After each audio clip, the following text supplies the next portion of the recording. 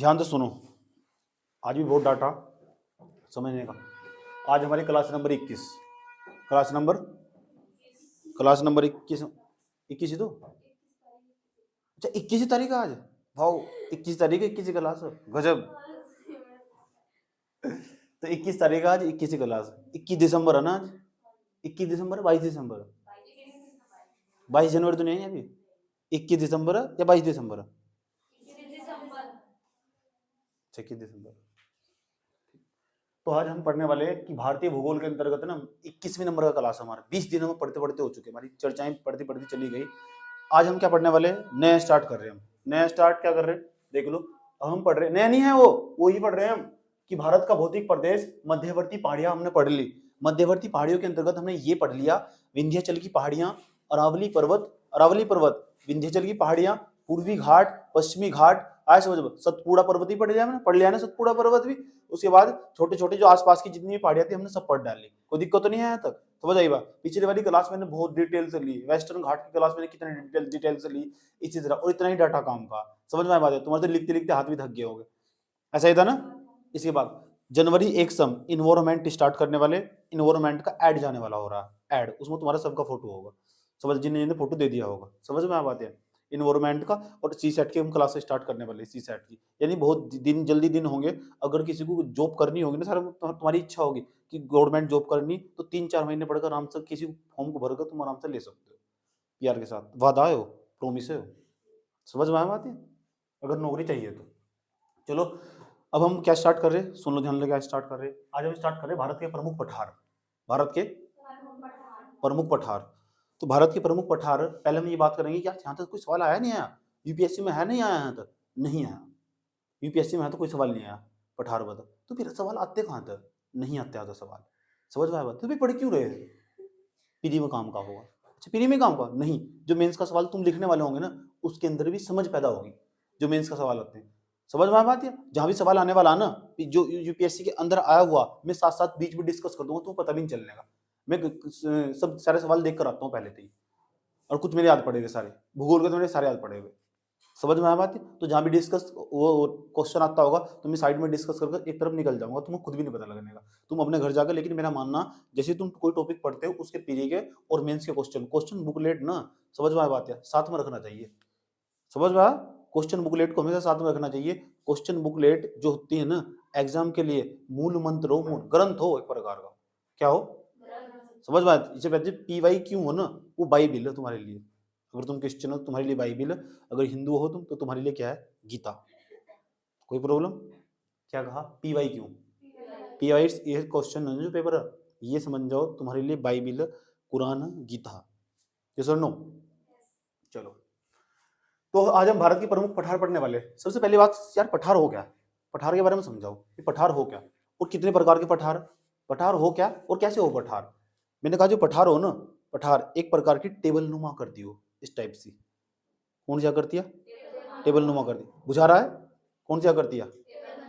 Table नुमा आकृति। कोई प्रॉब्लम तक इस तरह उठी हुआ करती हो। तुम बता सकते हो पठार की जो औसतन ऊंचाई हो लगभग कितनी हो? 300 मीटर के आसपास की ऊंचाई वाला पठार कहलाता है। समझ में आई बात है? लेकिन तुम भारत के अंदर ना, ये भारत है पूरा का पूरा, उत्तर भारत, ये दक्षिण भारत, उत्तर भारत और दक्षिण भारत के अंदर आपको ना कुछ इस तरह की टेबल नुमा करती कुछ पठार दिखाई देंगे, जिनकी औसतन ऊंचाई लगभग 200-300 मीटर के 200-300 मीटर के आसपास पाई जाएगी। उत्तर भारत में चले जाओगे ना, उनका आकार छोटा होता चला जाएगा, दक्षिण भारत में ऊंचे ऊंचे पठार पाए जाएंगे। समझ में आया बात है? पठारों का निर्माण कैसे हुआ, ये मैं विश्व भूगोल में पढ़ाता हूँ कि पठारों का निर्माण कैसे हुआ। समझ में आया बात है? यहाँ डिस्कस नहीं करने वाले, यहाँ मैं ये नहीं पढ़ाने वाला पठारों का निर्माण कैसे हुआ।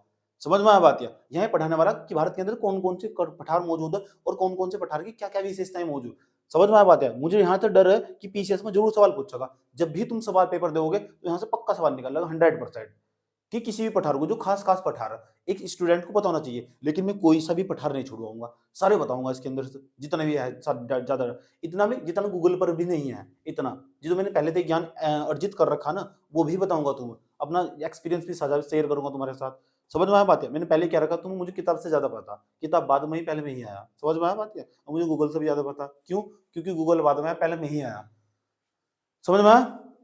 यही तो दिक्कत खड़ी कर दे लिखने में, लिखते वक्त लिखते वक्त बहुत दिक्कत खड़ी होती है, तो सोचिए ये भी लाइन लिखनी पड़ेगी। हाँ हाँ, एक एक चीज लिखनी होगी, नोट्स एक ही बार बनाना, बार बार नहीं बनाना, उसके बाद सिर्फ रिवीजन करना।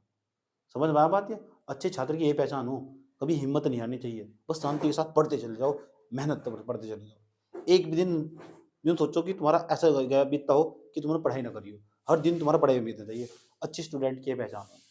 समझ में आया बात? और दूसरा, अपने आप को हमेशा व्यस्त रखना चाहिए, इतना व्यस्त कि टाइम टेबल फिक्स हो, अमुक सब्जेक्ट तुम्हें इस टाइम पढ़ना, अमुक सब्जेक्ट तुम्हें इस टाइम पढ़ना, अमुक सब्जेक्ट तुम्हें इस टाइम पढ़ना।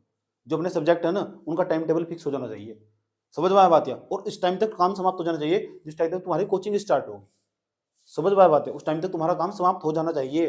उससे पहले तुम ब्रेक मिल रहा ना, तो वहां दूसरा सब्जेक्ट डाल लो, कभी अपने आप को खाली मत छोड़ दो। सब यंगेस्ट फॉर्म में हो, अपने आप से ज्यादा आउटपुट निकाल लो। जिस जिस तुम अवस्था हो ना, इसमें तो इंसान मेहनती बन जाना ही चाहिए। उस फॉर्म में ना तुम, इससे जो तुम्हारे अंदर फ्यूल भरा हुआ, उस फ्यूल को सही जगह इस्तेमाल करो। समझ में आया बात? या जरा सा भी अपने आप को खाली ना होने दो। खाली हुए ना तो जिंदगी तबाह हो जाने वाली है। अंदर से तो डिमोटिवेशन आएगा, और अंदर वाला डिमोटिवेशन बड़ा खतरनाक हो, वो जिंदगी में कभी कामयाब नहीं होने देता। वो तुम बार बार ये कहेगा, यार मैं ऐसा कर सकूं नहीं कर सकती, मैं इतना बड़ा एग्जाम कर सकती हूँ नहीं कर सकता, कर सकता हूँ नहीं कर सकता। ये बार बार अंदर वाला डिमोटिवेशन हो, वो उसके अंदर मौजूद है। ऐसी इस तरह के तत्व जो वास्तविक तरीके से मेहनत नहीं कर रहा, जो ढोंग करने की कोशिश कर रहा पढ़ाई का, जो सिर्फ घर वालों को उठा कर देख कॉपी उठा रहा, ऐसा समाज में अपनी ख्याति बनाता फिर रहा कि मैं भी आईएएस की तैयारी कर रही हूँ, देखो कितनी बड़ी तैयारी कर रही हूँ। रिश्तेदारों को बता रहा है बोल बोल को, चिल्ला चिल्ला कि देखो मैं आईएएस की तैयारी कर रही हूँ। समझ में आ बात? है कि हम भी इतना बड़ा सिलेबस कर रहे हैं, तो ये पढ़ाई नहीं है, पढ़ाई का ढोंग हो।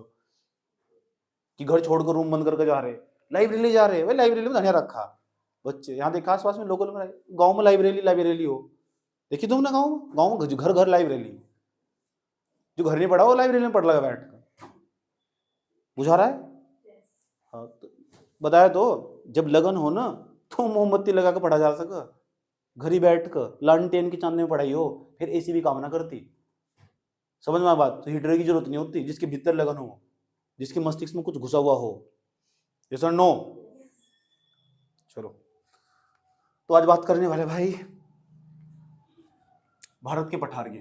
अब भारत का पठार समझो ध्यान से, अच्छे तरीके से समझना। यूपीएससी में है तो आज तक कोई भी सवाल नहीं आया, लेकिन यूपीएससी के अंदर जो भी सवाल आने वाला, मेंस के अंदर की बात बता रहा हूं मैं, पीरी के अंदर सवाल आते हैं, याद रखना बात। या मेंस के अंदर यहाँ तो कोई सवाल नहीं आया।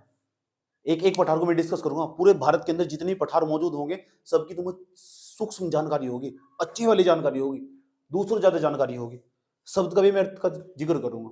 समझ में आया बात? ये ठीक।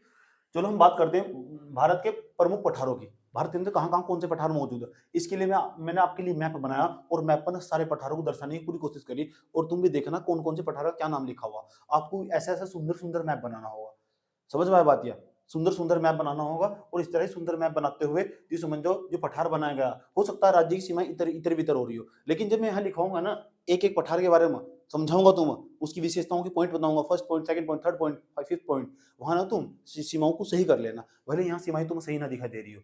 समझ में आया बात? या नोट्स बनाते वक्त ये बात विशेष तौर पर ध्यान रखना, नोट्स ही इंसान का ना दिमाग खोल देते हैं। यूं नहीं है कि बस वीडियो सामने रख दी तुम देख रहे, नोट्स ही तो सारा खेल। समझ में आया बात? तो एक तरफ रख दो, नोट्स ना बनाओ, तुम खुद भी आभास हो जाने वाला कि यार तुम पढ़ाई कर नहीं रहे वास्तव में। समझ में आया बात? है चलो, तो हम पठार की बात कर रहे थे। अब देखो सबसे पहले नंबर पर कौन सा पठार हम आपको पढ़ाने वाले हैं। ये देखो, ये कौन सा राज्य बता सकते हो? राजस्थान। इधर साइड में चला जाएगा आपका ये मध्य प्रदेश। ये वाला पठार दिखाई दे रहा है आपको, जो रेड कलर का बनाया गया है ना, ऐसा दिखाई दे रहा है, जो खाट के जैसा चिन्ह हो। समझ में आया बात? ये ठीक। तो ये समझ जाओ, ये एक पठार, इसे मेवाड़ का पठार कहते हैं। मेवाड़ का पठार।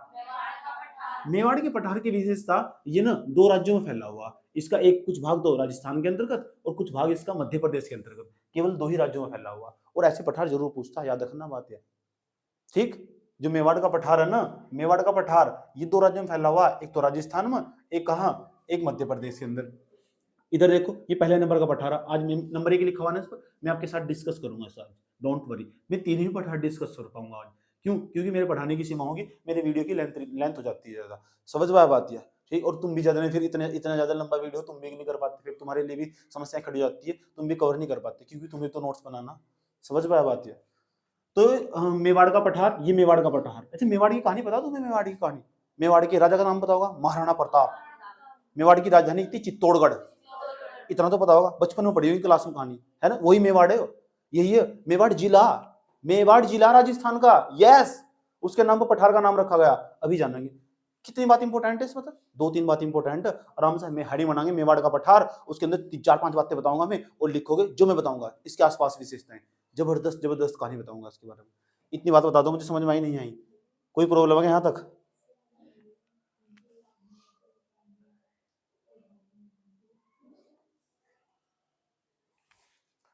उसके बाद तो जो मेवाड़ का पठार, नंबर 1 मेवाड़ का पठार। नंबर 2 अब हमारा देखो जो अरावली पर्वत है, नहीं अरावली पर्वत, जो अरावली पर्वत के पूर्व के अंदर तरफ ये आपको मेवाड़ का पठार दिखाई देगा।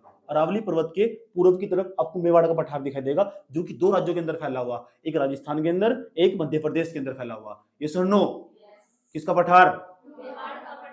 किसका? मेवाड़ का पठार। कितने राज्यों में फैला हुआ? कौन कौन से में?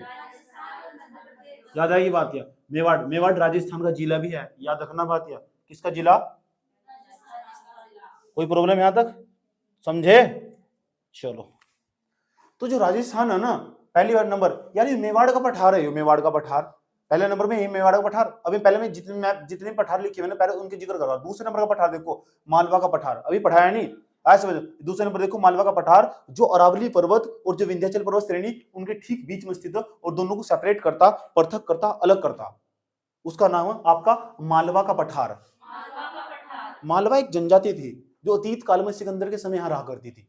समझ में आया बात? या जो पहले ना पंजाब और सिंध वाले क्षेत्र के अंतर्गत रहते थे, और बाद में जब सिकंदर से हार चुके थे ना, वे सिकंदर से जब जैसे हार चुके थे तो बाद में आकर इस क्षेत्र में बस चुके थे, वे पहले यहाँ रहा करते थे। तो मालवा एक प्रकार की जनजाति थी। समझ में आया बात? या लगभग 547 सालों तक ना यहाँ भील जनजाति ने राज करा। भील जनजाति, यूपीएससी ने सवाल पूछा हुआ, जो मैं खड़ा होकर तुम बता रहा हूँ ना, ये तो सवाल है पीटी में, डायरेक्ट सवाल पूछे, भील जनजाति कहाँ की थी? 547 सालों तक यहाँ की राजा 547, यहाँ की राजा महाराजा भी इतने खतरनाक थे। तुम इतिहास पढ़ोगे यहाँ का, कि यहाँ के ना एक राजा था सीधा, जो दिल्ली के वंशज थे, दिल्ली की गद्दी पे बैठा करते थे, डायरेक्ट चैलेंज कर लिया था, आओ हमारे साथ युद्ध कर लो तुम। समझ में बात? ऐसे ऐसे राजा पनपे हाँ इसके अंदर मालवा के। अभी बाद में बात करेंगे, अभी आ रहे हैं नोट को थोड़ी देर बाद। पहले ही बताओ, पहले नंबर का पठार मेवाड़ का पठार, ये दूसरे नंबर पर क्या है? मालवा का पठार हुआ। और तीसरे नंबर पर देखो, ये तो साइड में आपको दिखाई दे रहा होगा, तीसरे नंबर पर ये देखो छोटा नागौर का पठार। मैं इस तरह डिस्कस कर रहा हूँ ताकि मैं आपको समझा सकूं मैं क्या क्या पढ़ाऊंगा, मेरा जो पढ़ाने का क्रम होगा। ये देखो साइड में दिखाई दे रहा है आपको, ये छोटा नागपुर का पठार। किसका पठार? अरे भाई, आप पिछले वाली क्लास के अंतर्गत आपने शिलोंग का पठार पढ़ा था, ये इसका हिस्सा टूट कर चला गया इसकी तरफ, क्योंकि ये वाला भाग धीरे धीरे सेपरेटेड हो रहा है ना, क्योंकि यहाँ पीछे साइड में ऐसा करके बल लग रहा, तो ये वाला भाग धीरे धीरे टूटता चला जा रहा। तो ये भाग यहाँ से टूट चुका, ये शिलोंग का पठार इसके अंतर्गत गया, जो कि छोटे नागपुर के पठार का हिस्सा। बात समझ में आया? ये शिलोंग का पठार। तो ये तीसरे नंबर पर आज हम ये पढ़ाएंगे आपको। उसके बाद ये देखो साइड में, यहाँ तक तो आज हम पढ़ा देंगे। एक देखो, 1 2 और 3, ये 3 पठार आज हम आपको पढ़ाने वाले, विस्तार पूर्वक पढ़ाने वाले और लिखवाने वाले भी। इतनी क्षमता आपके अंदर पैदा कर देंगे, आप आराम से लिख लोगे, शांति से कभी भी लिख लोगे। समझ में आया बात? या और सूक्ष्म जानकारी देंगे आपको, ठीक? वहां के इतिहास भी जोड़कर बताएंगे आपको, क्योंकि इतिहास भी बहुत जरूरी हो। अच्छी अच्छी जो बातें पता होगी मुझे, बस ये हो कि मैं कुल मिलाकर अपना ज्ञान तुम्हारे साथ शेयर कर लेता हूँ। इतनी बात बताओ, समझ में आई नहीं है? कोई प्रॉब्लम? अब सवाल है यार, ये जो मेवाड़ का पठार, ये जो इसके बाद देखो साइड में मेवाड़ के पठार के डायरेक्ट बगल में देखो आपको एक पठार दिखाई देगा, यूपी और मध्य प्रदेश के अंदर फैला हुआ, यूपी और मध्य प्रदेश के अंदर फैला हुआ, जिसे बुंदेलखंड का पठार बोलते हैं। बुंदेलखंड का पठार। डायरेक्ट थोड़ा आगे चलिएगा, जिसका कुछ हिस्सा बिहार में फैला हुआ, राजस्थान में, बिहार के अंदर, मध्य प्रदेश के अंदर, और आप जो राजस्थान और जो मध्य प्रदेश, और दूसरे नंबर पर झारखंड के अंदर फैला हुआ। किसके? झारखंड के अंदर ही फैला हुआ। ये आपका बघेलखंड का पठार, बघेलखंड का पठार। थोड़ा नीचे आना, नीचे इसमें साइड में देखो, ये आपका छोटा नागपुर का पठार। देखो यहाँ लिखा हुआ नाम छोटा नागपुर का पठार, ये लिखा छोटा नागपुर का पठार। झारखंड के अंदर फैला हुआ, बिहार के अंदर, पश्चिम बंगाल के अंदर, उड़ीसा के अंदर, वहां लिखा हुआ। अगर मुझे सीमाओं में गलती हुई होगी ना, तो मैंने वहां सब साइड में लिखा हुआ। समझ में आया बात? या क्योंकि यहाँ मैप बनाना इतना सही, मैंने फिर भी कोशिश करी बनाने की, लेकिन बनाना इतना सरल नहीं है। समझ में आया बात है? जितना जो ओरिजिनल मैप हो। इतनी बात बता दो, मुझे समझ में ही नहीं आई। कोई प्रॉब्लम यहाँ तक? समझ में आ रहा? किस बात फंसी यार? क्या हुआ? तुम ऐसे किस बात फंसी यार? यहाँ तो बताओ, छोटा नागपुर का पठार, किसका पठार? ये कौन सा पठार है? ये वाला बघेलखंड का पठार। ये वाला देखो दंडकारण्य पठार, दंडकारण्य पठार। अच्छा, छोटा नागपुर का पठार है ना, ये 2 हिस्सों में बटा हुआ। छोटा नागपुर का पठार, इसके बीचों बीच ना दामोदर नदी बहती है, और दामोदर नदी के ना डायरेक्ट जो उत्तर वाला भाग उसे ना हम हजारीबाग का पठार कहते हैं। मैं गया हुआ हूँ, यहाँ से झारखंड के अंदर पड़ता है। समझ में आ बात है? हजारीबाग का पठार, दिल्ली के अंदर एक रेलवे स्टेशन भी, the next station is Hazaribagh, ऐसे बोलते हैं मेट्रो स्टेशन। अगला स्टेशन हजारीबाग है, दरवाजे दाईं तरफ खुलेंगे, दरवाजों से दूर हट कर खड़े हो, ऐसे बोलते हैं। मुझे उसकी आवाज बड़ी प्यारी लगती है, बार बार सुनता हूँ मैं यूट्यूब पर जाकर उसकी आवाज, उस लड़की की। चलो छोड़ दो, तुम्हारे समझ में नहीं आएगा। इसके देखो दक्षिण वाला भाग दिखाई दे रहा है, वाला दक्षिण वाला भाग, एक बार बोलो बोलता, एक बार और बोलो ना, नीचे वाला भाग दिखाई दे रहा है, नीचे वाला भाग, नीचे वाला भाग दिखाई दे रहा है, इसे बोलते, नीचे वाले भाग को बोलते रांची का पठार। यहाँ भी गया हूँ, झारखंड की राजधानी, समझ में आया बात है? रांची में ही मेरा पेपर था, ठीक, पेपर छोड़ दिया था, पिक्चर देख रहा था बैठ कर। इतनी बात बताओ, समझ में आई नहीं आई? कोई दिक्कत? तो यहाँ सब घूमा हुआ हूँ। तो ये राजमहल, उसके बाद इसके उत्तर में ना आपको, जहाँ आपको ये वाला पठार दिखाई, छोटा नागपुर का पठार, इसके डायरेक्ट उत्तर में आपको राजमहल की पहाड़ियां दिखाई देगी। राजमहल की पहाड़ियां, आप बोल नहीं रहे, आप यहाँ बारात में आए हो, राजमहल की पहाड़ियां, कोई प्रॉब्लम यहाँ तक? ठीक, मतलब देखो मैं तो वृद्धावस्था में जा चुका और तुम तो यंगेस्ट फॉर्म हो, फिर भी बोल नहीं रहे। और देखो मेरे अंदर कितनी एनर्जी, पता नहीं इतनी एनर्जी कहाँ खपा करते हो। चलो, एक कितना हुआ, 1 2 3 4 5 6, इस शिलोंग का पठार, गारो खासी जयंती यहीं पड़ती है, आया समझ में? उसके बाद गारो खासी जयंती का नाम बताया था मिकिर, मिकिर की पहाड़ियां, समझ में आया बात? यूपीएससी ने सवाल पूछा हो 2013 में, समझ में आया बात? क्या है? और रेंगमा पहाड़ी जो मणिपुर में उसकी नागालैंड की सीमा बनाती है। चलो शहर छोड़ दो, नीचे जाओ, थोड़ा नीचे जाओ, ये देखो दंडकारण्य का पठार, दंड कारण्य, अगर तो इसका तोड़ोगे ना, दंड प्लस आरण्य, इसे तोड़ दोगे ना, दो शब्दों में बढ़ता दिखाई देगा। तो दंड का मतलब वो सजा देना, आरण्य का मतलब जंगल, जंगल की सजा देना। इतना खतरनाक जंगल है ना दंडकारण्य के पठार के अंतर्गत, बड़ा भयंकर वाला जंगल दिखाई देता।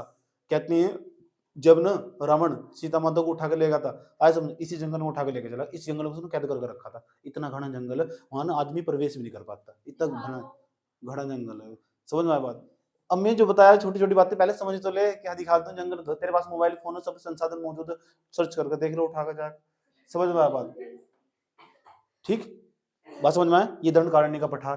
थोड़ा नीचे आइएगा, साइड में देखिएगा, साइड में इधर देखिए, ये तो मालवा का पठार हुआ, इसे साइड में आइएगा नीचे, ये देखिए आंध्रा का पठार, आंध्रा का पर्दा, आंध्रा का पठार, आंध्र प्रदेश, और ये क्या आपका आंध्र प्रदेश, ये तमिलनाडु में फैला हुआ, अच्छा तेलंगाना।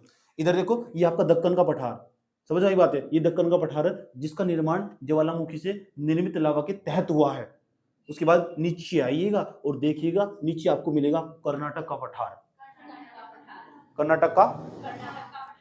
इतना बताओ समझ में आया नहीं? यहाँ देखो कितने पठारों की काउंटिंग कर लेते हैं, उनके बारे में फिर पढ़ने की कोशिश करते हैं। चलो, 1 2 3 4 5 6 7 8 9 10, जब तक ये 10 पठार खत्म नहीं होंगे ना, तब तो तुम्हारी क्लास समाप्त नहीं होगी।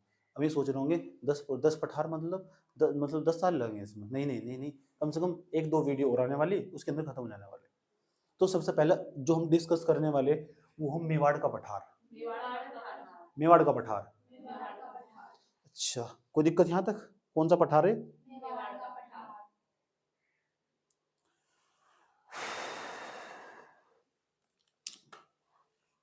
दिखाओ मेवाड़ का पठार, दिखाओ।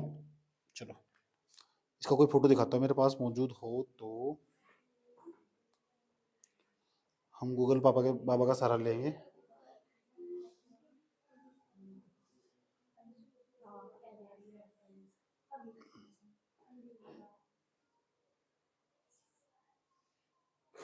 मेवाड़ का पठार, ये चुप हो जाओ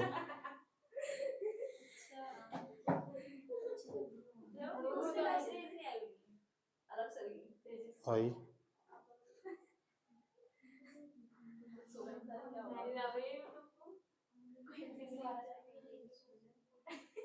ये रहा, ये मेवाड़ का पठार। किसका पठार? आया समझ में? और भी दिखाता हूँ सुंदर सुंदर, ये भी मेवाड़ का पठार, ये मेवाड़ का पठार विशेष।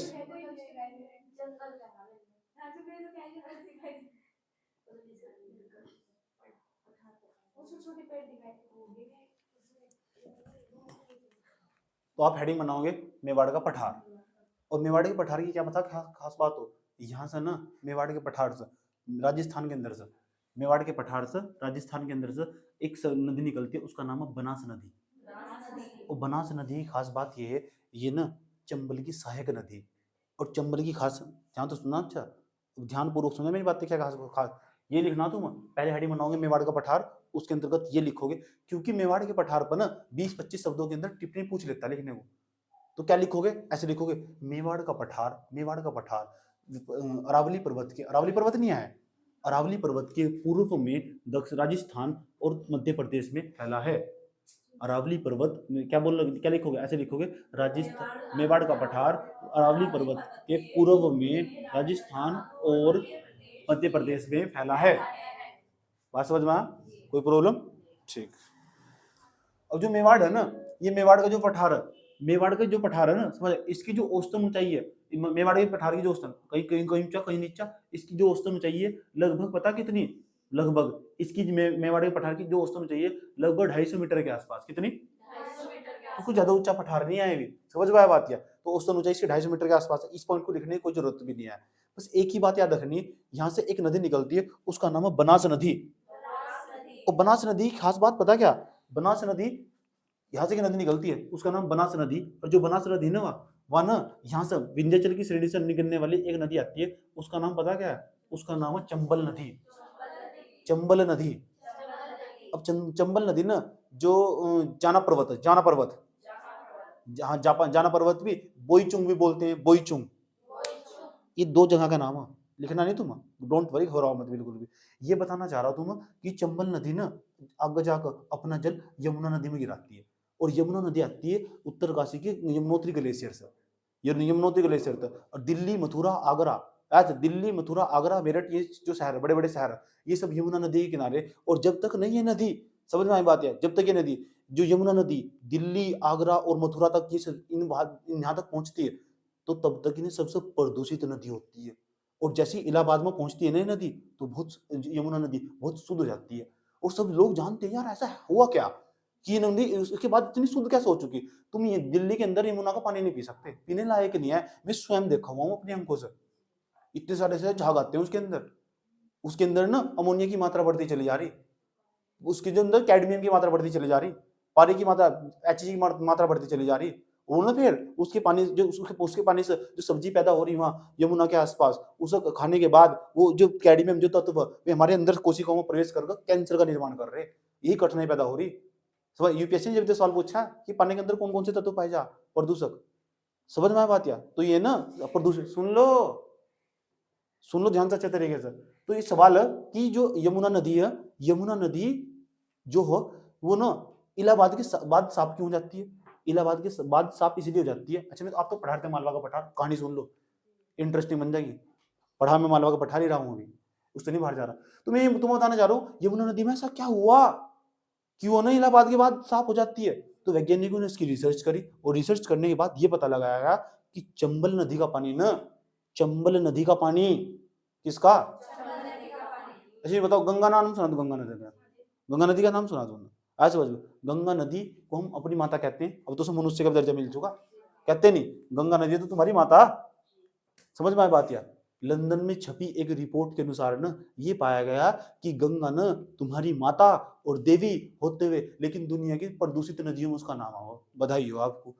ऐसे बस, चंबल न आपकी माता नहीं है, देवी नहीं है, लेकिन फिर भी आज तक भी उसका पानी पूरे भारत में सबसे स्वच्छ पानी। ऐसा समझ, पूरे भारत में जितनी भी नदियां ना उनमें से स्वच्छ पानी वाली नदी एक है चंबल नदी। ऐसा मैं इसलिए कह रहा हूं। और यमुना नदी का जो पानी है ना, यमुना नदी का पानी साफ भी चंबल नदी के पानी के कारण ही हुआ। मैं तो तुम्हें चाहूं तो एक फोटो का सहारा ले सकता हूँ दिखाने के लिए, इमेज भी मेरे पास मौजूद है।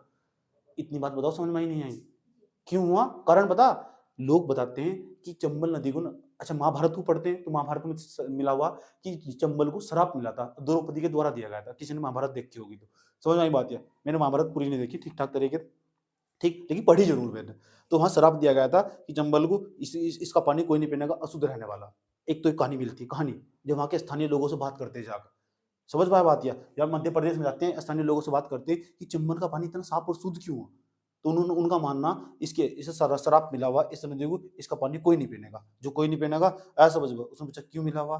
कहते हैं एक कहानी और, कहते हैं एक महाराजा ने राजा ने बैठ कर यहाँ यमुना नदी ने उसके किनारे 1000 गायों को कटवाया था, एक उस गायों को डंगरों को कटवाया था, बलि चढ़ाई थी उनकी, ऐसा समझ, जिसके कारण इसका जो पानी था ना पूरी तरह लाल हो चुका था, उसका पानी अशुद्ध हो चुका था। उसके बाद उसे ना श्राप मिल चुका था, एक ऋषि ने श्राप दिया था। ऐसी भी कहानियां मौजूद है वहां। समझ में बात है? उसके लिए उसका कोई पानी नहीं पीता, और जब कोई पानी नहीं पीता उसके आसपास भी, अभी बताओ जिस नदी के अंदर गाय का खून जा रहा हो, क्या उसके आसपास कोई धार्मिक नगर होगा? चंबल के आसपास कोई भी धार्मिक नगर नहीं बनाया, जिक्र हरिद्वार गंगा किनारा बसा दिया। समझ में आया बात है? एक भी धार्मिक नगर नहीं मिलने का तुम, एक भी धार्मिक शहर नहीं मिलने का तुम। ये धार्मिक शहर वहीं बसेंगे जिसका पानी तुम शुद्ध मानते हो, और प्रदूषण भी सबसे ज्यादा प्रदूषित भी वही नदी होगी।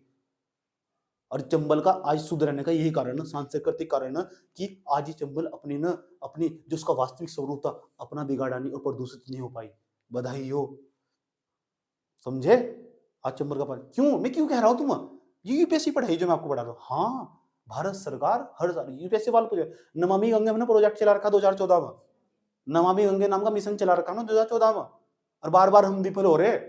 कभी 2000 करोड़ रुपए देते हैं, कभी इतने पैसे बढ़ा दिए, कभी इतने पैसे बढ़ा दिए। ऐसे जिस राज्य तो गंगा नदी हो गुजर रही है ना, हमने एक गंगा परिषद भी बना रखी। गंगा परिषद भी मीटिंग होती है, उनके साथ बैठते हैं, बात करते हैं, बहुत संवेदनशील है इस मुद्दे को लेकर। 2014 में मंत्री जाए थे, मोदी जाए थे, गंगा की सफाई करते फिर रहे थे। मैं समझ आई बात है? प्रेरित कर रहे थे मैं नदी को। गंगा हमारी माता होने के बावजूद भी प्रदूषित नदियों में उसका नाम आ रहा। समझ में आया बात? या उसके अंदर ना जो मछली हूं जिसे हम सुसु कहते हैं, सुसु मछली का नाम है, गंगा डॉल्फिन जिसे कहते हैं, उसकी प्रजातियां विलुप्त हो चुकी। समझ में आया बात? या है नहीं उसके अंदर, इतना पोल्यूटेट कर दिया हमने, वो पानी को इतना प्रदूषक बना दिया हमने। उसके अंदर कैडमियम की मात्रा, उसके अंदर NH3 अमोनिया की मात्रा, ऐसे वो सब देखे ना, नाले सारे के सारे नदियों के अंदर डाल देते हैं। मैं तो ऐसे लोगों को भी जानता हूँ, गंगा के सामने ना खड़े होकर हाथ जोड़ते हैं, और हाथ जोड़ने के बाद ना सामग्री सहित पन्नी भी उसमें फेंक देते हैं। बधाई हो, भला हो तुम्हारा।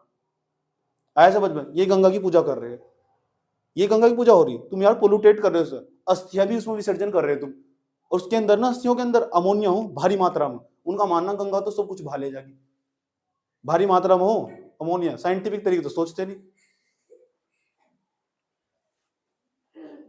तो सांस्कृतिक कारणों के कारण भी ना गंगा का जल प्रदूषित हो रहा है। मैं ऐसा क्यों कह रहा हूँ? यूपीएससी ने आता सवाल पूछा हुआ मेंस के अंदर ऐसे सवाल। चलो खैर छोड़ दो, इस कहानी को थोड़ा बैक रिवर्स गेट में जाते हैं, ये तुम्हें नॉलेज। यही नहीं, हमने 1995 में ना राष्ट्रीय नदी सर्वेक्षण कार्यक्रम भी चला रखा हमने। 1995 का संरक्षण कार्यक्रम भी चला रखा हमने, राष्ट्रीय नदी स्वच्छ सर्वेक्षण कार्यक्रम ये चला रखा हमने 1995 का। और अब तक हम जगह जगह जो प्रोग्राम चला, 2 प्रोग्राम चला रखे भारत के अंदर नदियों को बचाने के लिए। एक तो नमामि गंगे गंगा और उसकी सहायक नदियों के लिए, और दूसरा प्रोजेक्ट एन का मतलब नेशनल, आर का मतलब रिवर, सी का मतलब वो क्लीन, और पी का मतलब प्रोग्राम। ये प्रोग्राम चला रखे हमने 1995 में। नमामि गंगे चलाया हमने 2014 में। उससे पहले चलाते थे हम गंगा एक्शन प्लान। जो बच्चा एडिटोरियल पढ़ता रहेगा ना, उसे इन चीजें बहुत हेल्प करती है। अब बात में जाएगा, आपने इसके बारे में कहीं ना कहीं कब बताया था, तो नदियों को बचाने के लिए। अब जब नदियों का जिक्र होगा तो मैं क्या करूँ, फिर मैं रुकता ही नहीं, मैं अंदर ज्ञानी इतना, मैं क्या करूँ, उबाल मारो जा। इतनी बात बताओ, समझ में आई नहीं है? कोई दिक्कत है यहाँ तक? समझ में आया? अच्छा ये बताओ कि उसके बाद ना जो गंगा नदी, अच्छा ये तो यमुना की सहायक नदी, गंगा निकलती है पता, गोमुख ग्लेशियर तो उत्तरकाशी के अंदर से, और यमुना निकलती है यमुनोत्री ग्लेशियर तो उत्तरकाशी के अंदर से, और दोनों निकलती है, और निकलने के बाद ना ये पहुंचती है इलाहाबाद में। और इलाहाबाद में गंगा यमुना का संगम होता है। लेकिन जो ये चंबल नदी या इटावा में मिलती है, कहाँ मिलती है? इटावा में, मध्य प्रदेश में, यूपी में। कहाँ से? यूपी में मिलती है, और यूपी में मिल जाके इटावा के पास मिलती है ये चंबल नदी मिलती है। चंबल नदी के अंदर ना अपना जैसे जल गिराती है, और इलाहाबाद के बाद यमुना नदी का जल पूरी तरह साफ हो जाता उसके आसपास ही। ऐसा क्या हुआ? क्यों? क्योंकि चंबल नदी शुद्ध पानी ले गई। और आज भी आसपास जितने भी यहाँ के लोग, मध्य प्रदेश के इतने सांस्कृतिक में भी लोग इस चंबल नदी के आसपास नहीं जाते, क्योंकि शराब मिला हुआ, ऐसा मानते हैं जो उसका पानी पीता है ना अशुद्ध पानी पी रहा हो।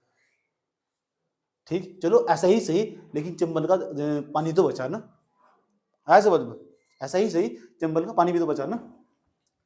ये बात बता दो मुझे, तुम्हारी समझ में आई नहीं आई? कोई प्रॉब्लम? ठीक।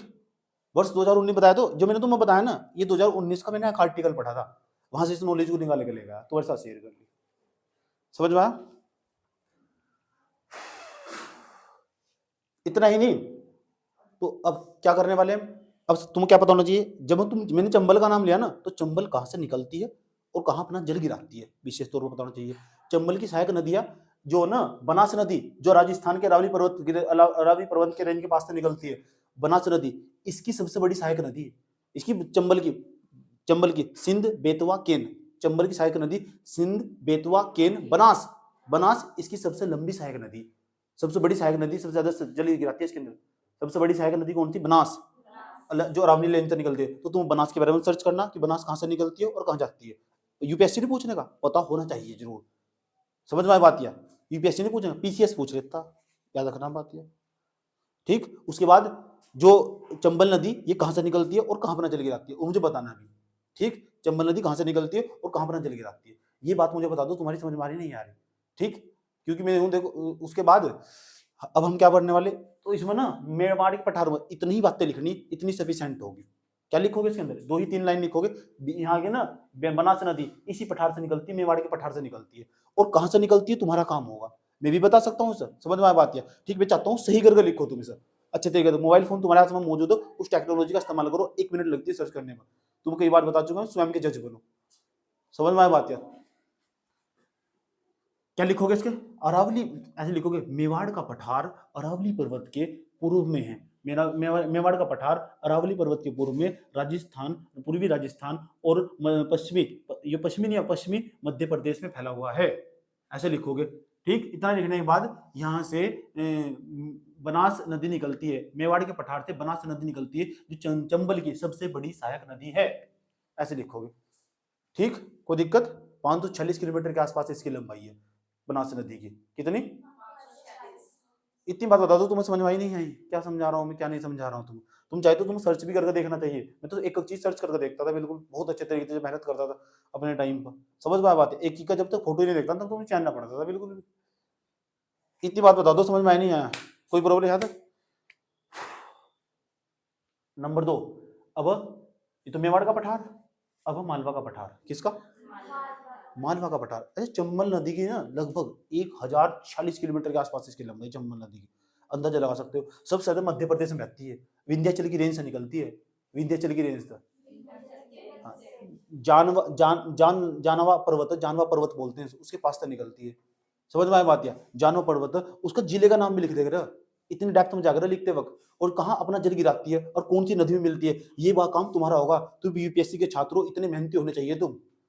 समझ में आई बात? है कहां से निकलती है, उस स्थान का नाम लोकेट करके उसके ब्रैकेट में पहले लिखा है मध्य प्रदेश में, तुम एमपी में, एमपी का कौन सा जिला, तीर का चिन्ह खींचे नीचे, उसका जिले का नाम लिख दिया, इस स्थान से निकलती है। जीवन में कभी कंफ्यूज नहीं होने के, फटाफट अपना नोट रिवीजन ही मारना पड़ेगा तुम्हें।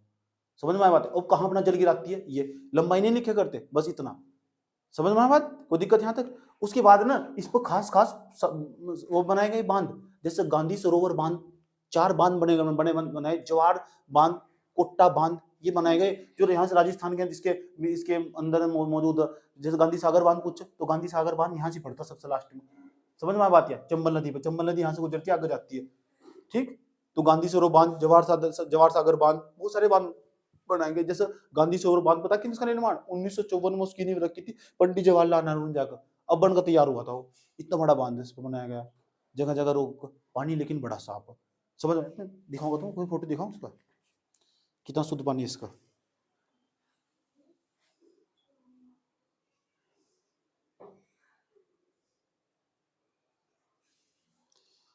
कि हम जी नहीं पाए, जान लेती थी तेरी मेरी दूरी और भी।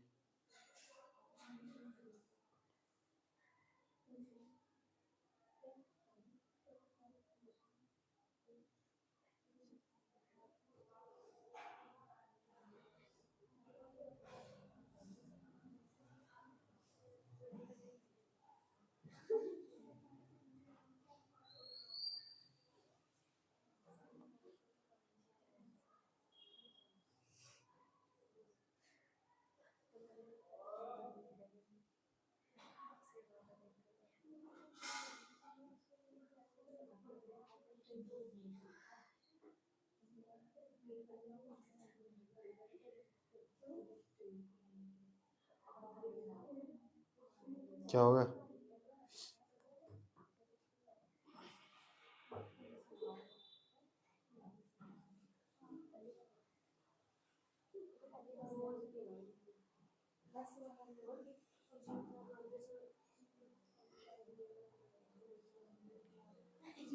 देखो देखो क्या रिपोर्ट आई। चंबल नदी गंगा यमुना जैसी देवी तो नहीं।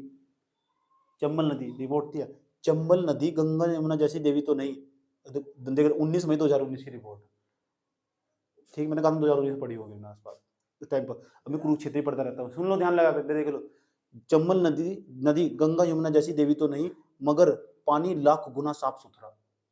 समझ में आ बात है? ये लिखा हुआ देख, यहाँ के लोग दिख रहे तुम्हें? देखो पी भी रहे पानी, यमुना का पी लोगे इस तरह। आया समझ में? पी भी रहे पानी, देखो ये चंबल नदी इतना भी साफ नहीं है लेकिन सही है। गंगा और यमुना तो सही है, गंगा और यमुना नदी तो देवी ही। ऐसे समझ में? या देवी थोड़ा ही है, इसे तो शराब मिला हुआ। ऐसे समझ में? अशुद्ध अशुद्ध पानी का शराब मिला हुआ, लेकिन पानी फिर भी शुद्ध। इसके अंदर बीओडी की मात्रा, बीओडी जानते हो? Biochemical oxygen demand, bio oxygen demand जिसे बोलते हैं। ठीक, सीओडी जानते हो? केमिकल ऑक्सीजन डिमांड, इस इन्वायरमेंट पढ़ा हुआ और मत भी लो। डीओ जानते हो? डीओ डीओ अरे भाई तुम कैसे पहचानोगे कोई पानी साफ है? कुछ नहीं पता तुमको? आरओ लगा दे साफ है ना? आरओ के अंदर पता भी क्या लगा हुआ? आरओ के अंदर पता भी क्या लगा हुआ? यूपीएससी से भी सवाल पूछा, बहुत बदतमीजी यूपीएससी। सीपीसीबी सुन लो, CPCB central pollution control board के द्वारा वर्ष 2009 के अंदर 4-6 श्रेणी बनाई गई, 5 श्रेणी।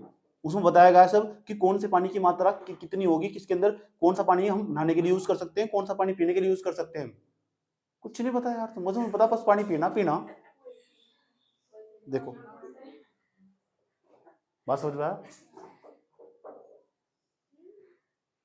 चलो देखो देखो देखो देखो देखो क्या लिखा हुआ।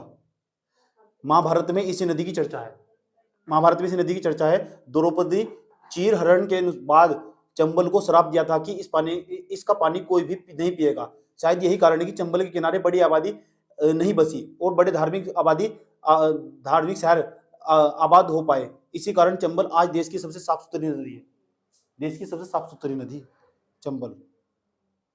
दूसरी तरफ गंगा यमुना देवी मानते हैं और देश का सबसे प्रदूषित नदियां हैं। चंबल नदी यमुना की सहायक नदी है। जब यमुना में मिलती है तो साफ पानी काफी हद तक कम कर हो जाता है। मैंने जो तुम बताया वही बात है, बिल्कुल समझ में आ बात है। इसलिए कहता हूँ कौन सी? हाँ मैंने अभी बारे में पढ़ाया नहीं, मालवा के पठार के बारे में भी मैं इसके बारे में पढ़ता रहा। कोई बात नहीं बता रहा हूँ, इतनी बात बताओ समझ आई नहीं है। इतना ही नहीं, कहते हैं ये चंबल नदी ना, चंबल नदी जब अपने साथ, चंबल नदी की खास बात ये है, ये ना एक प्रकार की ऐसी नदी जो अराकरणीय नदी। अराकरणीय नदी का मतलब क्या हो, इसे सब समझते हैं आसान बात। इसका ढालना थोड़ा ऐसा, ये वाला भाग ना थोड़ा ऐसे उठा हुआ, ये तो पानी इधर ऐसा जा रहा। मैंने तुम बताया था क्या? मैंने कहा ये पठार ये बीच में तो ऐसे टूट गया, तो जब टूट गया ना, इधर नीचे वाला भाग अलग, इधर वाला भाग अलग। कुछ नदियां ऐसे बह रही, तो कुछ नदियां यहाँ से विंध्याचल की श्रेणी से निकलकर ऐसे बह रही। ऐसा समझो, चंबल नदी भी उनमें से एक।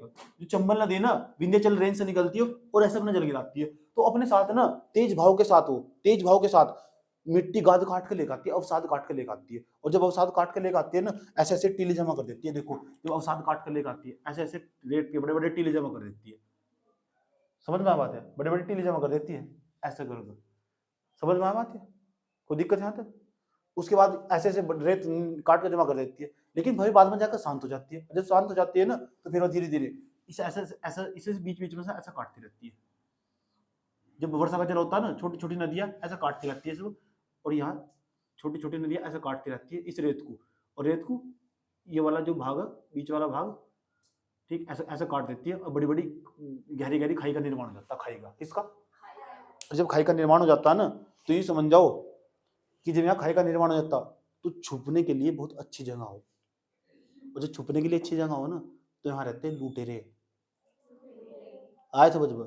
एक लुटेरा था, उसका नाम था मान सिंह, सरकार ने नाम रख रखा था उसका, मान सिंह। पढ़ी सी कहानी तुमने, स्टोरी पढ़ी, मूवी बनाई सी, बचपन में देखी मूवी, सुन लो ध्यान से अच्छे तरीके से। मान सिंह के बारे में पढ़ना, और टाइम लगा तो घर जाकर। मान सिंह ने 123 मर्डर कर रखे थे, समझ आई बात है? एक अभी तो कुछ दिन पहले उसके मूवी आई थी, 1965 के आसपास की बात है। चंबल नदी घाटियों ने काट काट कर ना ऐसे गहरे गहरे गड्ढे बना दिए छुपने के लिए, ठीक ठाक जगह।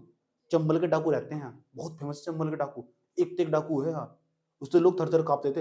एक का नाम था लुप्पा, लुप्पा डाकू तो पूरा चंबल थर थर कांपता था। ऐसे ऐसे डाकू हुए यहाँ, डाकू का पुलिस भी नहीं जाती थी यहाँ इस तरह, इस यहाँ पुलिस भी नहीं जाती थी। पिक्चर का नाम कौन सी थी यार, दिमाग पे स्किप कर रही, पिक्चर बनी है बड़ी मस्त पिक्चर बनी है।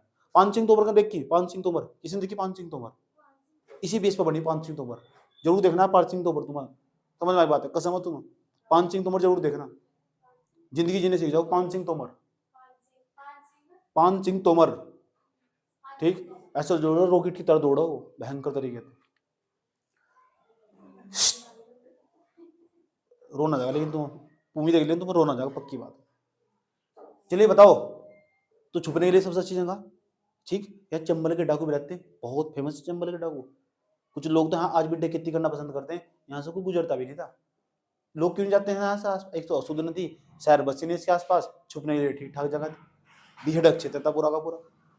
समझ में आई बात है? भला हो चंबल नदी का, चंबल नदी ने काट काट कर अपना रास्ता बदलती रही, जहां तो पहले निकलती थी इस बार दूसरी बार से निकलती, और जहां गहरी खाई थी लोगों ने वहां जो चोर हुआ करते थे उन्होंने उसके ऊपर कुछ डाल दिया और अपना घर बना लिया, वहीं वहीं रहते छुप छुप कर रहते हैं उसके अंदर, अब लूट। लेकिन उसकी मान सिंह की, ऐसा मान सिंह की खास बात बताओ, वो ना उसकी एक ही खास बात थी, 147 मर्डर कर रखे थे, और वो ऐसे ही व्यक्ति को लूटता था जो बहुत अमीर घराने का होता था, उसकी संपत्ति छीन कर ना दूसरे गरीब आदमी को दे देता था।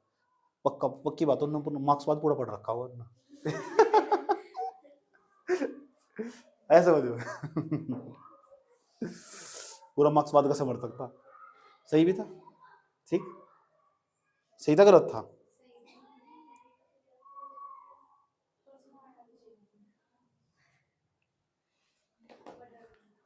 इतनी बताओ, इतना बात बताओ समझ में नहीं आई, कोई दिक्कत? चलो यार तुम कहाँ कहानी में खो जाओ, कहानी में तुम कहानी में जाने लगा, छोड़ दो। अच्छा ये लो, मेवाड़ के पठार के बारे में लिख लोगे। अब हम पढ़ाने जा रहे हैं आपको, मैम प्लीज चुप हो जाओ। अब हेडिंग बनाना मालवा का पठार, किसका? मालवा का पठार। अभी जो मालवा का पठार देखो, ये रहा मालवा का पठार, जो मालवा का पठार है ना इसमें लिखोगे, ये सुन लो, ये बेसाल्ट की चट्टानों से निर्मित है, बेसाल्ट की चट्टानों से, किससे? ये मालवा का पठार है ना, ये बेसाल्ट की चट्टानों से निर्मित है। इसके उत्तर में देखो ये विंध्याचल श्रेणी, सॉरी अरावली पर्वत, और दक्षिण में देखो विंध्याचल पर्वत श्रेणी। तो विंध्याचल पर्वत श्रेणी और अरावली पर्वत के ठीक बीच में फैला हुआ इसका विस्तार, और कहाँ कहाँ? थोड़ा सा गुजरात के अंदर, राजस्थान के अंदर, और किसके अंदर? मध्य प्रदेश के अंदर, 3 राज्यों के अंदर फैला हुआ किसका पठार है? मालवा का पठार। किसका? मालवा का जो पठार है कैसी चट्टानों से बना हुआ? बेसाल्ट की चट्टानों से। आया समझ में? यहाँ से जो प्रमुख नदी निकलती है, प्रमुख, यहाँ दनी लिख रखा है, दनी की जगह प्रमुख नदी निकलती है, उसका नाम क्या है? प्रमुख नदी, उसका नाम है चंबल नदी, इस पठार से निकलती है। ये सवाल भी पूछे हुए कि चंबल नदी कौन से पठार से निकलती है? बनास नदी कौन से पठार से निकलती है? बनास नदी निकलती है मेवाड़ के पठार से, चंबल नदी निकलती है इसके मालवा के पठार से, और चंबल नदी के तो आज मैंने तुम्हें पूरा डिटेल से बता दिया, समझ में? हो सकता तुम जीवन में कभी चंबल को ही ना भूल लो, समझ में बात है? ठीक, चम्मच को भूल जाओ, चंबल को नहीं भूल लेंगे। रास्ते में घर जाकर खाना बजाओगे ना, आए समझ में, चम्मच की जगह चंबल दिखाई देगा, इधर देख लो। इसी खास बात है, ये ना मालवा के पठार से बड़ी मात्रा में गाद निकाल कर काट कर लेकर आती है, और यहाँ से गुजरती है बुंदेलखंड के भाग से। बुंदेलखंड वाला जो भाग है ना, वहाँ बड़ी मात्रा में मिट्टी जमा कर देती है, और जब मिट्टी जमा कर देती है ना, जब तुम ट्रेन में जाओगे ना बैठ कर, ये सब अच्छे से तुम्हें दिखाई देगा, ये चंबल की घाटी, ये चंबल की घाटी, चंबल नदी यहाँ भाग करती थी, ट्रेन में बैठे बैठे फोटो खींचते कहते हैं, मैं तो बोर होगा इसे देख देख कर, ऐसा हो, ठीक है? इसे मैंने यहाँ से जाना बंद कर दिया, ठीक। इतने बताओ, जो बुंदेलखंड का पठार है ना, किसका पठार है? बुंदेलखंड। अच्छा, बुंदेलखंड का जो पठार है ना, ये यहाँ बड़ी मात्रा में गाद काट कर जमा कर देती है, उत्खनन उबड़ खाबड़ एक क्षेत्र, बुंदेलखंड का पठार कुछ 2020 में ना, हाँ 2020 की रिपोर्ट आई थी, यूपी के अंदर जो बुंदेलखंड सर्वाधिक मात्रा में सूखा पड़ रहा था। यहाँ ऐसे भी फोटो दिखाए गए थे, यहाँ के बच्चे घास खा रहे थे, घास घास की रोटियां खा रहे थे। बताओ इतना सूखा पड़ रहा था, कहाँ चली गई सरकार? ये नहीं दिखाई दे रहा सरकार को। इतनी बात बताओ तो समझ में नहीं आई। कोई प्रॉब्लम? न्यूज पढ़ते रहो, न्यूज पढ़ना, अखबार पढ़ना बहुत जरूरी हो। समझ में आया? चलो, चंबल नदी बुंदेलखंड में उत्खनन भूमि यानी बेहड़ का निर्माण। ये बेहड़ का मतलब पता है? वीरान इलाका, बंजर इलाका। समझ में आया बात? है याद आएगी बात? है कोई दिक्कत? ठीक, तो लिखोगे क्या मालवा पठार के अंतर्गत? अब देखो, जो मालवा का पठार है ना, इसे कुछ आसान भाषा में ऐसे समझ सकते हैं। देखो यार, यहाँ चंबल नदी अवनलिका अपरदन के लिए प्रसिद्ध है। अवनलिका अपरदन का मतलब वो जो मैंने समझाया था ना तुम्हारे साइड में, वो अवनलिका अपरदन हो, काट देती है। जो मैंने यहाँ रेत के बड़े बड़े टीले हो गए, उसे काट देती है, और काट देती है तो गहरी गहरी खाइयों का निर्माण करती है। उसे बोलते हैं अवनलिका। अपरदन कर दिया, काट नहीं दिया। काटने का मतलब क्या हो? अपरदन करना। तो चंबल नदी ने, हाँ, जो यहाँ की चंबल नदी वो अवनलिका अपरदन के लिए प्रसिद्ध है। यहाँ की जो यहाँ से निकलने वाली नदी चंबल नदी, वो अवनलिका अपरदन के लिए प्रसिद्ध और साफ सुथरा जल भारत के अंदर उसका। ये भी बात तुम्हें लिखनी, छोड़ना मत बिल्कुल भी। जो मालवा का पठार, और मालवा के पठार पर मुझे पूर्ण रूप से विश्वास है। आया समझ में? इस पर पक्का टिप्पणी पूछी जाती है पीसीएस के अंदर लिखने को, याद रखना बात है। मालवा का पठार इंपोर्टेंट है, मेवाड़ का पठार इंपोर्टेंट नहीं है। समझ में आया बात? है मैं साथ साथ बताकर चलता हूँ कहाँ तो कौन सा इंपोर्टेंट है। तो ये मालवा का पठार इंपोर्टेंट है। तुम चाहे तो और भी सर्च कर सकते हो, लेकिन इतना डाटा तुम्हें पता हो ना, तो दुनिया में तुम सर्वश्रेष्ठ हो। समझ में आया बात? तो मालवा का पठार कहाँ फैला हुआ, कौन सी नदी निकलती है, ये सब पता होना चाहिए। अरावली और विंध्याचल के मध्य स्थित बेसाल्ट चट्टानों से बना हुआ सबसे जो प्रमुख नदी यहाँ की, उसका नाम है चंबल नदी। और जो चंबल नदी ना, मैंने कहा वो बुंदेलखंड में जैसे पहुंचती है तो रेत के बड़े बड़े टीले लेकर पहुंचती है, बड़ी मात्रा में अवसाद लेकर पहुंचती है। समझ में आया बात? बड़ी मात्रा में अवसाद लेकर पहुंचती है और यहाँ बाद में जाकर जमा करती है। और उसमें ना जो चंबल नदी काट कर अवनलिकाओं का निर्माण कर देती है। इसी चंबल नदी को ना, चंबल नदी अवनलिका अपरदन के लिए बहुत प्रसिद्ध है। समझ में आया बात? लेकिन जो मालवा का पठार है ना, इसे कुछ इस प्रकार समझ सको तुम आसान भाषा में, क्योंकि जो मालवा का पठार, ये मालवा का पठार, इसे ना राजस्थान के अंदर अलग नाम से जानते हैं। समझ में आया बात? जी हाँ, चलो ये रहा हमारा, ये पूरा का पूरा दिखाई दे रहा है, इसे बोलते हैं मालवा का पठार। ध्यान से सुनना अच्छे तरीके से। ये साइड में ऊपर दिखाई दे रहा है, ये किसका पठार है? बुंदेलखंड का। किसका? बुंदेलखंड का। ये कौन सा, ये क्या है? ये जो राजस्थान है, ये मालवा का पठार। इधर साइड में देखो बघेलखंड का पठार दिखाई दे रहा है, बघेलखंड का पठार। ये पूरा का पूरे को मालवा का पठार बोल रहे थे किसी जमाने में। हाँ, इसे फिर अलग अलग क्षेत्र में अलग अलग नाम रख दिया गया, इसे मालवा का पठार बोलते थे। देखो इसके उत्तर में देखो, हाँ, जो मालवा का पठार है, इसे दक्षिण राजस्थान में, जो राजस्थान का दक्षिणी हिस्सा, राजस्थान का जो दक्षिणी हिस्सा, इसे बोलते हैं हड़ौती का पठार। कई बार पूछा हुआ कि राजस्थान में किस नाम से जानते हैं सर? हड़ौती का पठार। मालवा का पठार है, उत्तर में चले जाओ, ऊपर वाले भाग में यूपी एमपी में जानते हैं बुंदेलखंड का पठार। इसमें चले जाओ मध्य प्रदेश में, छत्तीसगढ़ में बघेलखंड का पठार। और जो बीच में पड़ता है यहाँ से, यहाँ बीच में पड़ता, समझ में आया, उसे बोलते हैं ग्वालियर का पठार। ये पड़ता है मध्य प्रदेश के अंदर। किसके अंदर? ये वाला डायग्राम भी बनाओगे इसके अंदर। सवाल क्या पूछा गया था? बस ये पूछा हड़ौती का पठार कहाँ से, हड़ौती का पठार यार। और तुम क्या कर सर्च कर लेना, ये सर्च कर लेना कि यहाँ तो कोई फेमस नदी तो निकल ली। अगर निकल ली ना तो लिखो वहां से नदी से साथ साथ। नदी की दो ही चीज इंपॉर्टेंट होगी। नंबर फर्स्ट, नदी पे जब बारे में लिखे थे, नंबर फर्स्ट वो निकल कहाँ रही, दूसरा जा कहाँ रही, तीसरे नंबर पर उस पर कौन सा बांध बना हुआ, चौथे नंबर पर उस पर कोई झरना तो नहीं है फेमस। समझ में आया बात? दोबारा पर दो, क्या मैंने कहा? नदी, और जहां से नदी निकलती है उसे क्या बोल रहे? जहां तक नदी उद्गम स्थल, जहां नदी अपना उसे जहां जाती है उसे क्या बोलते हैं? गंतव्य स्थान। गंतव्य स्थान वो कह सकते हैं इस तरह। ठीक, तो उसके बाद और क्या सर्च करना? कोई प्रमुख बांध तो नहीं है उस पर, प्रमुख बांध। समझ में आया? जैसे चंबल नदी पर 4 बांध, चारों के चारों लिखने तुम। अच्छा, ये आप उस चैप्टर में पढ़ाने, अरे भाई यहीं आ रहा तो यही लिख लो ना, नदी वाले चैप्टर में सारे लिखवाऊंगा ही मैं, घबरा क्यों? जब यहीं आ रहा तो यहीं लिख कर चलो। ठीक, छोड़ दो मत बिल्कुल भी, जो सामने आ रहा है तो जो चीज है ना उसकी पूर्ण जानकारी ले, वो भी थी। बात खत्म, खेल खत्म। साफ कहना, सुखी रहना। इतनी बात बताओ तो मुझे, मालवा का पठार क्लियर हुआ नहीं हुआ? और मालवा के पठार में अगर मैं तुम्हारी जगह होता किस तरह लिखता मैं? समझे नहीं क्या? मालवा के पठार पर टिप्पणी है लिखने को। अगर मालवा के पठार पर टिप्पणी लिखनी होती तो मैं तुम्हारी जगह किस तरह लिखता? मैं तुम्हारी जगह होता तो आंसर राइटिंग कैसे करता? ठीक। अच्छा, एक खास बात और, ये भी तुम्हें सर्च करना कि जो मालवा का पठार है ना, उसके अंदर कोई प्रमुख खनिज तो नहीं पाया जाता, पाया जाना उसे बिठा के विशेष तौर पर लिखो। नोट्स ऐसा बनाओ चांदी सा चमकीला, समझ में आया बात ये? आ जाओ आ जाओ आ जाओ। अगर मैं तुम्हारी जगह होता तो कैसे लिखता? मुझे मालवा के पठार के बारे में लिखना, तुम्हें फटाफट भारत का नक्शा बनाता। ठीक, भारत के नक्शे में ना ये जो सीमाएं बिल्कुल ना बनाता, बिल्कुल भी चुपचाप इस एरिया में मालवा का पठार बनाता। समझ में आ बात है? मैं तुम्हारी जगह तो किस तरह लिखता है इसका उत्तर? फटाफट लिखता, इस पे लिखता मालवा का पठार। समझ में आई बात है? अच्छा, मालवा की खास बात पता क्या है? मालवा एक प्रकार की जनजाति थी। आया समझ में? ये ना जो जनजाति थी, जब यहाँ सिकंदर आए थे 4वीं शताब्दी की ईसा पूर्व, तो यहाँ ना समझ में आई, जो मालवा जनजाति थी ये ना पंजाब से, यहाँ पंजाब पड़ता था क्योंकि पाकिस्तान में पंजाब, पाकिस्तान में भी भारत के अंदर ही पंजाब मौजूद है। जो पंजाब पड़ता था, पंजाब और सिंध वाला क्षेत्र, यहाँ से आए थे ये लोग।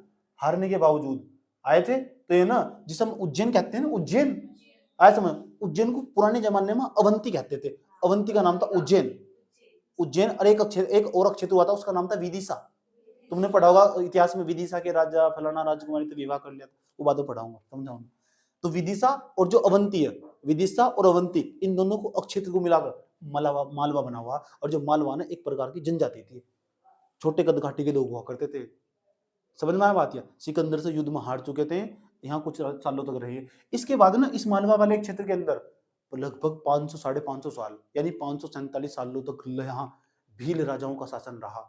भील राजाओं का, भील भी यहाँ की जनजाति रही। आया समझ में? और भील राजा बहुत फेमस पॉपुलर राजा हुए। चंद्रगुप्त मौर्य का नाम सुना? आया समझ? चंद्रगुप्त मौर्य की जो दिल्ली की गद्दी बैठा हुआ था, चंद्रगुप्त मौर्य, समझ में आया बात है? चाणक्य चंद्रगुप्त मौर्य वाली कहानी।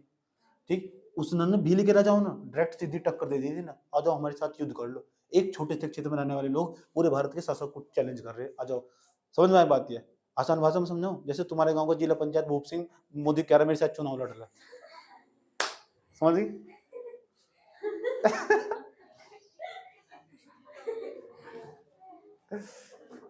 इतनी बात बताओ समझ में?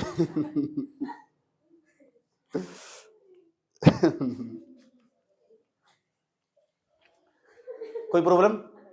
अब यूने लिख दिया ब्रैकेट में, तूने लिख दिया, कभी इस तरह लिख दो, तू लिख भी ऐसी कैसी, तो सारी चीजें लिख रखी है। इतनी बात बताओ समझ में नहीं आई? एक होगा, दो होगा, उसके बाद तीसरे नंबर पर आपका मौजूद है छोटा नागपुर का पठार। छोटा नागपुर का पठार है ना, वो मैंने मैप में ही दर्शाया, मैप में ही दर्शाया। अच्छा, मैं एक बार मैंने बोलूँ, बता दो मैं किस तरह लिखूँ, बताया मैंने बोलूँ? तुम भी इतने लीन हो जाओ, पढ़ते पढ़ते भूल जाओ मैंने क्या पढ़ाया था पीछे। वो तो भाषा ही नहीं पता भाई यार, कैसे ऐसे लिखता मैं? तुम्हारी जगह में कैसे लिखता?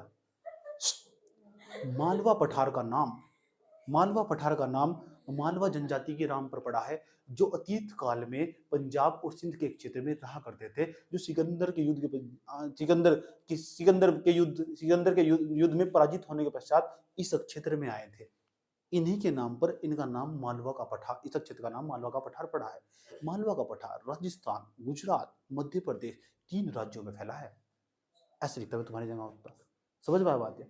मालवा के पठार से कुछ नदियां उत्तर की ओर तथा कुछ छोटी छोटी स्थानीय नदियां दक्षिणी की ओर बहती है। समझ में आ बात है?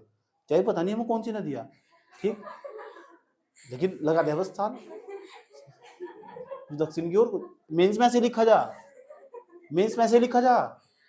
ऐसा समझो, पढ़ते पढ़ते कहते एक अच्छा लेखक वही हो जो तुम्हारी कॉपी पढ़ रहा हो, उसे पढ़ते पढ़ते यूं ना पता लग जाए तुमने मिस्टेक कहां करी।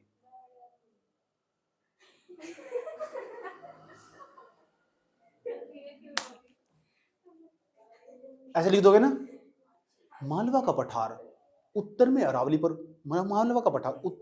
पर्वत तथा दक्षिण में विंध्याचल पर्वत को पृथक करता है। ये बात समझ में आई? यह पठार बेसाल्ट चट्टानों से निर्मित है। किससे निर्मित है? बेसाल्ट चट्टानों। यहां से एक प्रमुख नदी जिसे चंबल नदी के नाम से जानते हैं, जो कि अपना बहुत साफ जल लेकर आगे की ओर बढ़ती है और यमुना नदी में इटावा के पास मिलती है। बात समझ में? अच्छा लेखक तो वही हो जिसे पढ़ते पढ़ते पता नहीं चला हम मिस्टेक कर रखी। समझ में बात है? साफ जल भी बोल दिया और ये बोल दिया। जो लाइन को पढ़ेगा सोचेगा तकड़ी नॉलेज है, ठीक ठाक नॉलेज है, कम शब्दों में अपनी बात समझा रहा। ठीक, इतनी बात बताओ समझ में नहीं आई? कोई दिक्कत है?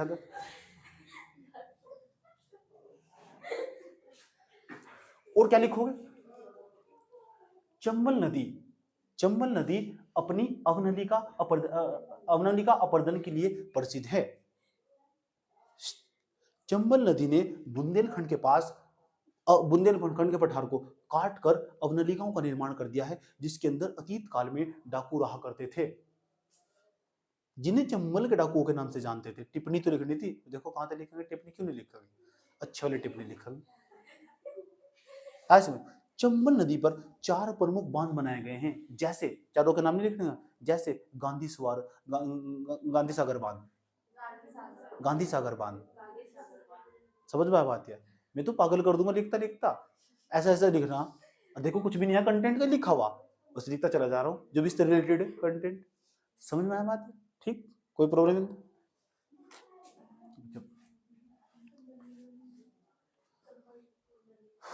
हाँ इतना ही लिखना, दैट्स सॉल्व। नेक्स्ट, तीसरा, छोटा नागपुर का पठार। छोटा नागपुर का पठार, इसके बारे में समझो। छोटा नागपुर का पठार सुन लो ध्यान से, सारा खेल पता किसका, ये लिखने का ही सारा खेल। ठीक, किसका?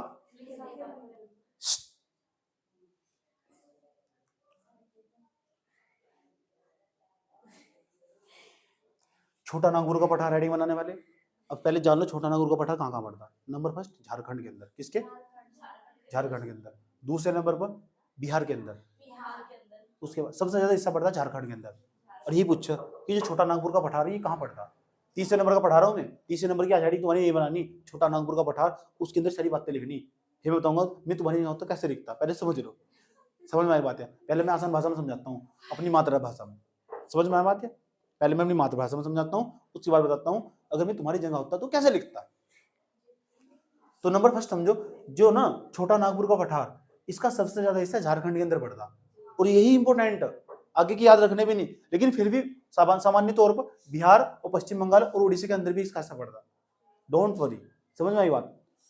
उसके बाद जब इसका बनाओगे ना पूरा नक्शा बनाने के बाद, तो ये बात विशेष तौर पर याद रखना कि कहाँ कहाँ फैला हुआ है इसका विस्तार। ठीक, इससे ज्यादा याद नहीं की जरूरत भी नहीं है। कभी गूगल में कहीं इधर देखने भी लगे, इतना इधर क्यों चला गया, इधर क्यों नहीं गया मालवा का पठार, ऐसे क्यों नहीं चला गया। समझ आई बात? है देख रहे मालवा के पठार के पीछे कौन सा नाला जा रहा है, ऐसा देख रहे लगा नाला लगने में। उनका नंबर बता कब आओगे? वे ना 2070 की तैयारी कर रहे हो। ठीक, कम पढ़ना, जो भी पढ़ना बार बार पढ़ना। समझ में आई बात है? जब एक पढ़ाई के बाद ना कहते हैं पढ़ाई ना जब तक सही हो, जब तक पढ़ते से आनंद आ रहा हो, और जब पढ़ाई करते करते ना आनंद खत्म हो जाए तो सब पढ़ाई पे बोरियत बन चुकी। अब यूनिया के नोट्स इस तरह ही, नोट्स में जो लिखा हुआ उसको बोरियत नहीं होनी चाहिए, वो सारा पढ़ना।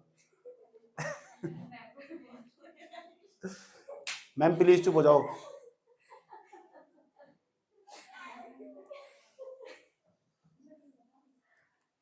यहां से ना एक नदी निकलती है बीचों बीच से। अच्छा ये बताओ, गंगा का नाम सुना तुमने? गंगा मेरी फ्रेंड का नाम था, ऐसा समझो। चुप हो जाओ, आप फालतू न बोल लो। यहां से निकलती है, ध्यान से, यहां से निकलती है गंगा नदी, ऐसे जाती है। गंगा की ना एक शाखा, सुन लो ध्यान से, गंगा की एक शाखा इसमें चली जाती है पश्चिम बंगाल की तरफ। एक तो पश्चिम बंगाल की तरफ चली जाती है और एक बांग्लादेश की तरफ चली जाती है। तो तुम मुझे बताना है दामोदर नदी कहाँ से निकलती है? कौन सी नदी? दामोदर नदी। जब नदी तंत्र पढ़ाऊंगा इसके बाद वही चैप्टर है नदी तंत्र वाला ही, तो वहाँ विस्तार पूर्वक बताऊंगा दामोदर नदी कहाँ से निकलती है, और इसमें चली जाती है बांग्लादेश के अंदर चली जाती है दामोदर नदी। अब दामोदर नदी खास बात यह है, दामोदर नदी ना इस छोटा नागपुर के पठार को 2 भागों में डिवाइड कर देती है। जो ऊपर वाला भाग है ना, मैम इधर देख लो, जो उत्तर वाला भाग है ना, इसे उत्तर वाले भाग को हजारीबाग का पठार कहते हैं। हजारीबाग का पठार। The next station is Hazaribagh. नीचले वाले भाग को ना, इसके नीचले वाले भाग को रांची का पठार कहते हैं। रांची का पठार, ये लिखा हुआ देखो, रांची का पठार, तीर का चिन्ह खींचा हुआ है, लिखा हुआ रांची का पठार। उत्तर वाले तीर का चिन्ह खींचा, लिखा तीर का चिन्ह खींचने के बाद लिखा हुआ हजारबाग का पठार, हजारबाग का। तो ऊपर वाला हजारबाग का पठार, जो नीचे वाला भाग है ना, ये आपको दिखाई देगा, ये रांची का पठार। कोई दिक्कत यहाँ तक? और जो हजारीबाग है ना, इसे नीचे वाला भाग देखो है, जो नीचे वाला भाग है, जो छोटा नागपुर का पठार है, छोटे नागपुर के पठार के अंतर्गत ना जो छोटा नागपुर के पठार के अंतर्गत इस तरह के छोटे छोटे स्थलीय द्वीप पाए जाते हैं। जैसे कोई भाग इस तरह करके थोड़ा सा ऊपर उठा या ऐसे थोड़ा नीचे बैठ गया फिर थोड़ा ऊपर उठा, इन्हें ना पाट भूमि कहते हैं। ऐसे ऐसे द्वीपों को पाट भूमि, पेटलैंड, इसे बोलते हैं पाट भूमि। ग्रेनाइट चट्टानों से बनी हुई है पाट भूमियां, ऐसी ऐसी उठी उठी भूमियां या छोटे नागपुर के पठार के अंतर्गत पाई जाती है। और जो ना शिलोंग का पठार, ये वाला भाग इससे ही टूट कर गया था इधर। समझ में आया बात? या क्योंकि संपीड़न बल इधर ज्यादा लग रहा था ना, तो संपीड़न बल इधर ज्यादा लगने के कारण क्या हुआ, ये वाला भाग टूटकर ऐसे चलता बन चुका, ये वाला भाग इसमें से टूटकर इधर चला गया। इसे हम शिलोंग का पठार कहते हैं। किसका?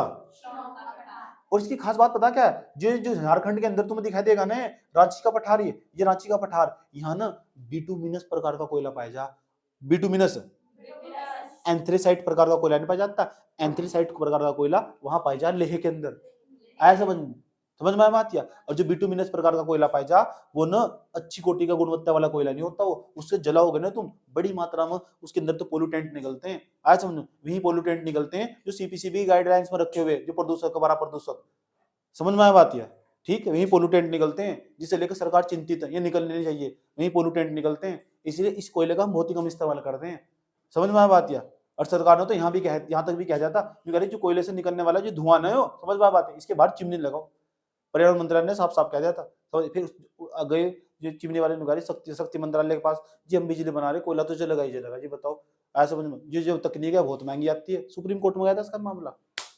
समझ में आई बात? ठीक, तुम पढ़ते नहीं, पता किस तरह पढ़ो तुम, याद ही नहीं था सारे। तुमने पता क्या बात सारे दिन पढ़ने में रहो।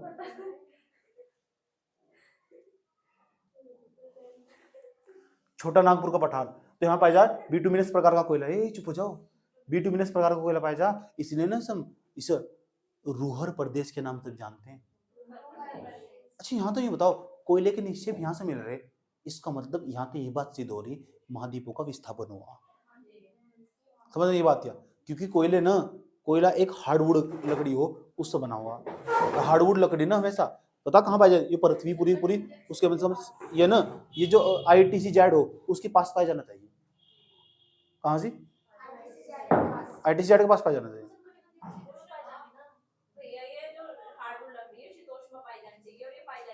हाँ जर्मनी, हाँ यहाँ पाई जा रही, तो यहाँ मैंने शायद उसमें पढ़ाया था तुम्हें, वैगनर के विस्थापन सिद्धांत में पढ़ाया था मैंने तुम्हें, आया समझ में? तो यहाँ तो ये निष्कर्ष निकल रहा, क्योंकि जो हार्डवुड है ना वो पाया जा उष्णकटिबंधीय क्षेत्रों में, उष्णकटिबंधीय क्षेत्रों में, शीतोष्णकटिबंधीय क्षेत्रों में तो पाया जा, उष्णकटिबंधीय क्षेत्र है, उष्णकटिबंधीय क्षेत्र, हाँ ITC-Z के अंतर्गत पाया जाएगा, ITC-Z के अंतर्गत पाया जाएगा जहाँ विषुवत रेखा हो, ठीक, जो विषुवत रेखा के आसपास के क्षेत्रों में पाया जाएगा, तो जो वहां पाया जाएगा ना, तो ये मतलब ये तो विषुवत रेखा के आसपास का क्षेत्र नहीं है, तो बहुत ऊपर चला गया। इससे निष्कर्ष निकलता कि जर्मनी की यहाँ बिटुमिनस प्रकार का कोयला निकल रहा, कि इसका ये मतलब हुआ कि महाद्वीपों का पक्का विस्थापन हुआ। समझ में आया बात है? इससे बात सिद्ध हो रही है। ठीक, एक पॉइंट एक प्रकार का है, वैगनर के जो महाद्वीपीय विस्थापन सिद्धांत है ना उसे बदल दे सकता है। समझ में आया बात? या महाद्वीप विस्थापित हुए, इसका मतलब ये भाग टूट कर ना कहीं से आया, यहाँ का नहीं है भाग, ये सुधर जाओ। समझ में आया बात? या ये था छोटा नागपुर का पठार।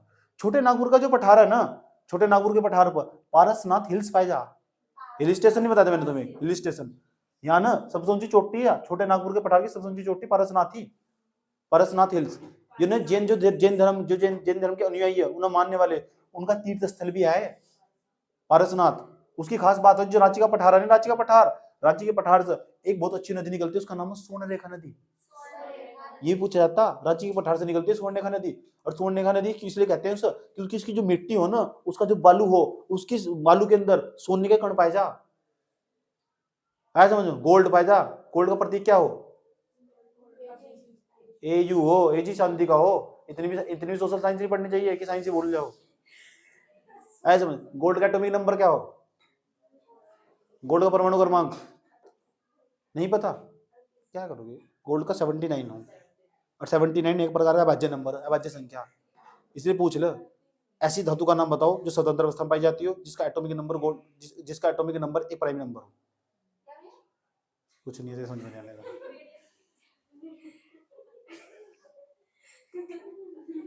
रांची के पठार से ना एक नदी निकलती है, स्वर्णरेखा नदी।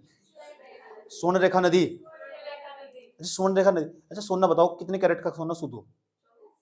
24 कैरेट का सोना शुद्ध हो? 22 कैरेट का सोना शुद्ध हो? 24 कैरेट का? और हाँ सच में 22 कैरेट का संशोधित करके बनाया जा। 24 कैरेट का जो सोना हो ना बहुत मुलायम हो, आया समझ में? 24 कैरेट का जो सोना हो बहुत मुलायम हो, सॉफ्ट हो, उसे ऐसे कर दो ऐसे हो जाएगा ओरिजिनल जो सोना हो। हाँ सोने की शुद्धता मापने के लिए कौन सा यंत्र प्रयोग करा जा? सोने की शुद्धता मापने के लिए, सोने की शुद्धता को कहीं में मापते हैं? कुछ भी, कुछ भी। ये साइंस में काम आने वाला, बर्बाद हो जाओगे, तबाह हो जाओगे। सब पढ़ना पड़े साइंस के अंदर भी। पीछे में साइंस आती है, यूपीएससी में साइंस आती है। सोने की शुद्धता, चुप हो जाओ, बताओ। भारत में सबसे सोने कहाँ में जा? अच्छा कौन सी खान में? अच्छा पूरी दुनिया में कहाँ पाया जा? कुछ भी।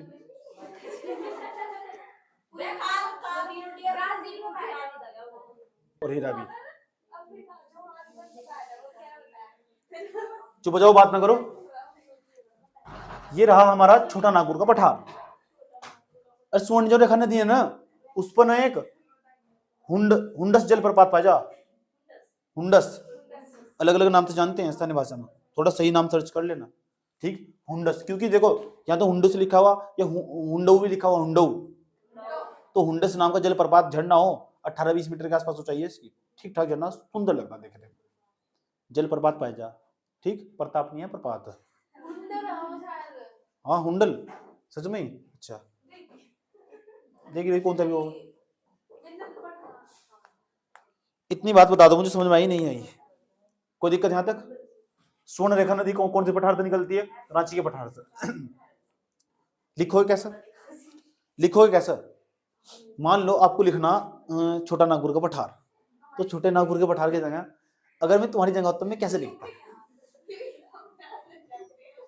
छोटा नागपुर के पठार के बारे में टिप्पणी लिखनी, मैं तुम्हारी जगह होता तो कैसे लिखता? ठीक।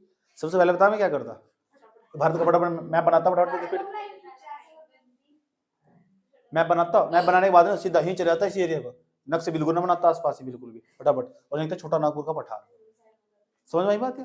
ठीक। अब मेरे पास बच रही 3 मिनट, तो बता क्या करता मैं, सारा सारा मैप में लिख डालता। समझ में आया? और शॉर्ट कर समझ आता, देखो मुझे सब पता। यार छोड़ने का नहीं निकलती है, निकलता है, ये निकलता है, समझा आगे बढ़ जाता।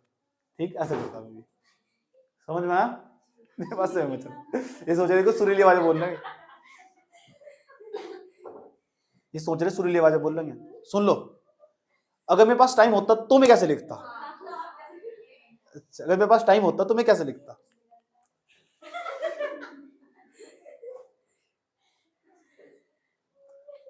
हेडिंग बनाता मैं छोटा नागपुर का पठार, ऐसे छोटा नागपुर का पठार, ठीक। छोटा नागपुर का जो पठार है ना, ऐसे था, छोटा नागपुर का पठार झारखंड, बिहार, पश्चिम बंगाल, उड़ीसा में फैला हुआ है। इसका अधिकांश क्षेत्रफल झारखंड में फैला हुआ है। छोटा नागपुर पठार धीरे धीरे छोटा नागपुर के पठार का कुछ हिस्सा टूटकर धीरे धीरे पूर्व की तरफ बढ़ रहा है। जैसे इसमें से एक हिस्सा टूटकर अलग हो गया है, जिसे हम शिलोंग के पठार के नाम से जानते हैं। शिलोंग के पठार के नाम से जानते हैं।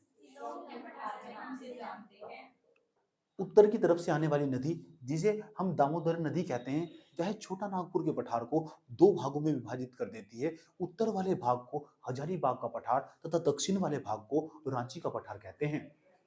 किसका? चाची का नहीं, रांची का। चाची का पठार कहते, समझ में आया बात?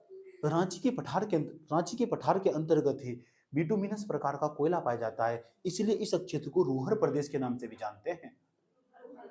ये लिखा और कुछ नहीं बोला पीछे का, रूहर प्रदेश के नाम से भी जानते हैं। छोटे नागपुर के पठार के उत्तर में राजमहल की पहाड़ियां पाई जाती हैं। राजमहल, पीपला नहीं, राजमहल की पहाड़ियां पाई जाती है। छोटे नागपुर के पठार पर ही प्रसिद्ध hill station Parasnath hill station है। पारसनाथ हिल स्टेशन छोटा नागपुर की सबसे ऊंची चोटी है। सबसे ऊंची चोटी है। दिक्कत कुछ यहां तक लिख लोगे ना ऐसा, सबसे ऊंची। यहीं पर जैन के अनुयायियों का सबसे प्रसिद्ध स्थल है।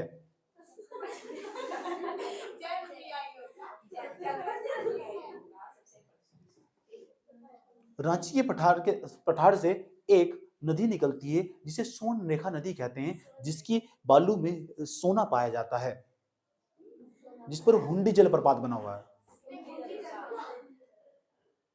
ओके, इतनी बात बता दो, समझ में नहीं आई, फिर मैं इसको सुहा कर देता, और सुहा करने के बाद में क्या, अच्छा, the next station is Hazaribagh. दरवाजे दाईं तरफ खुलेंगे। यात्रियों से अनुरोध है दरवाजों से दूर हटकर खड़े हों।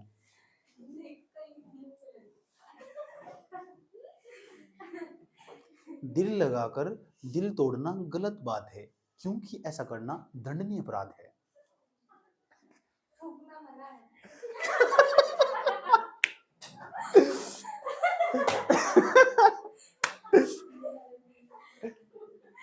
इतनी बात बताओ, समझ नहीं आई। अच्छा, ये वाला भी बना देता मैं कि पार्ट मूवी पाई जाने, पार्टलैंड्स पाई जा।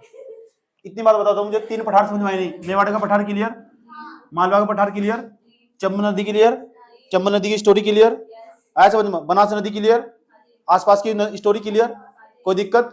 चंबल यमुना नदी का पानी साफ हो चुका, किस कारण साफ हो चुका, यह बात भी क्लियर है, आया समझ में। चंबल नदी का पानी साफ, इसकी कहानी पीछे का बैकग्राउंड सब क्लियर, कोई दिक्कत यहाँ तक, ठीक। ऐसे अभी तो चलते रहो, अभी तो ऐसी ऐसी कहानी सुनाऊंगा ना तुम्हारी रूहें कांप उठेगी सच में। इतिहास भी बहुत इंटरेस्टिंग चीज है। अगर किसी चीज का वर्तमान समझना हो ना, तो पहले उसका इतिहास देखो। इतिहास के बिना ना, इतिहास जहां खत्म हो ना, वहां ना अगले सब्जेक्ट स्टार्ट हो। समझ में आया बात, इतिहास के बिना तो हर चीज अधूरी, ठीक। अनुकारी देव इतिहास पढ़ाओगे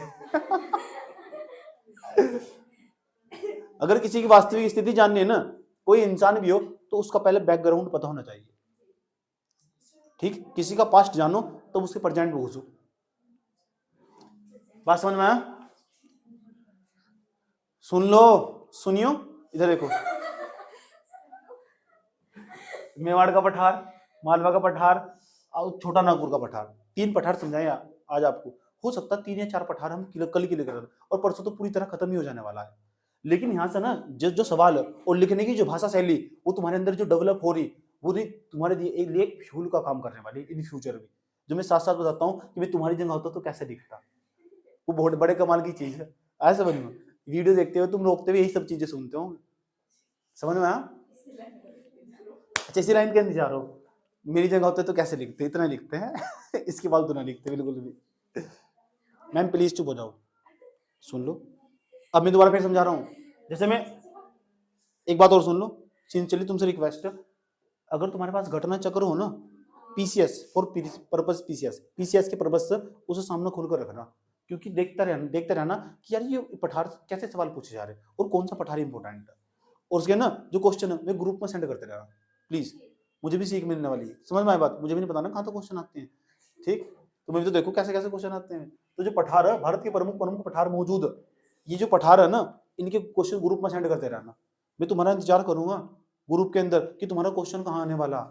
समझ में आई बात? या इसकी पढ़ाई जब करना, तुम सामने वीडियो रख चला लेते हो, तो वीडियो लिखते वक्त ना एक ही बात याद रखना, इसका क्वेश्चन कहाँ, कोई पीसीएस के अंदर, क्योंकि यूपीएससी का जो क्वेश्चन होगा मैं तो यहाँ डिस्कस कर दूंगा। पीसीएस के क्वेश्चन मेरे पास टाइम नहीं है, तुम देखते रहना, अंदर सर्च कर लेना कि पठार से संबंधित क्या क्वेश्चन पूछे जा रहे हैं, गूगल कर लेना। समझ में आया बात? या क्वेश्चन बुकलेट में देख लेना और उसको भेज देना भी, वो बहुत जरूरी हो। बिना क्वेश्चन बैंक के नहीं चलना, पढ़ाई नहीं करनी बिना क्वेश्चन बैंक के। जितना सब यूट्यूब पर पढ़ाया जा रहा है ना, अच्छा पढ़ाते हैं सब लोग, मजाक नहीं कर रहा, बिना क्वेश्चन बैंक के चलते हैं, यही समस्या हो जा।